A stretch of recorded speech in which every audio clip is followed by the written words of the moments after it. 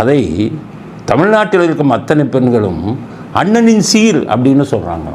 ஸ்டாலின் அவர்கள் கொடுக்குற அண்ணனின் சீர் அப்படின்னு இந்த 1000 ரூபா கொடுக்குறத தமிழ்நாட்டில் இருக்கிற அத்தனை பெண்களும் சொல்கிறாங்க.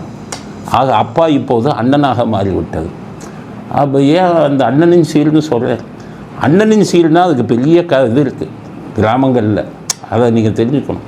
இவர் சொல்கிற அண்ணனின் சீர் இருக்க அது எப்படின்னா, அண்ணனின் சீர் கிராமங்களில் ரொம்ப மிக அதிகமாக இருந்தது.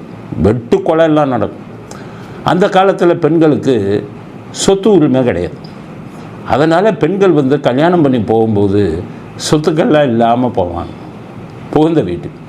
ஆனால் அந்த சொத்துக்கு இடையான பணத்தை எப்போ கேட்பாங்க தெரியுமா? எதிர்பார்ப்பாங்க.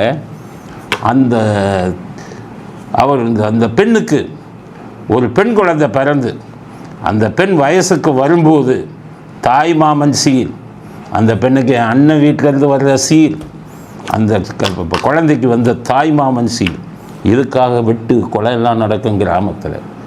லட்சக்கணக்கில் செய்யணும் அண்ணனின் சீர். ஏன்னா அண்ணனுக்கு எல்லா சொத்தும் போயிடுச்சு. பெண்ணு வெறும் கையாமல் புகுந்த வீட்டுக்கு வந்துட்டா. எனக்கு சொத்துக்கு இணையான பணத்தை அண்ணனின் சீராக நீ செய்ய வேண்டும். பொண்ணுங்க சண்டைக்கு போவாங்க. எதில் வரும்? 1000 வரும். மாதம் கொடுக்குற 1000 ரூபாயாது லட்சக்கணக்கான ரூபாய் சொத்தை வித்தாவது அண்ணன் கொடுக்கணும். அதுக்கு பேர் தான் அண்ணன் சீர்னு பேர். அந்த குழந்தைக்கு தாய்மாமன் சீர்னு பேர். அதைத்தான் இப்போ ஸ்டாலின் சொல்கிறாரு. 1000 ரூபா கொடுத்துறதுனால பெண்கள் எல்லாம் அண்ணனின் சீர்னு சொல்கிறாங்க அப்படின்னு சொல்கிறேன். அந்த சீருக்கு இந்த சீரையும் ஒப்பிட முடியுமா? இது அண்ணனின் சீர்னு சொல்லுவாங்களா? 1000 ரூபா மாதம் அண்ணனின் சீர் லட்சக்கணக்கில் வரும். அதோடு இதை ஒப்பிடுவதே சரியில்லாத விஷயம். ஒப்பிட முடியாது.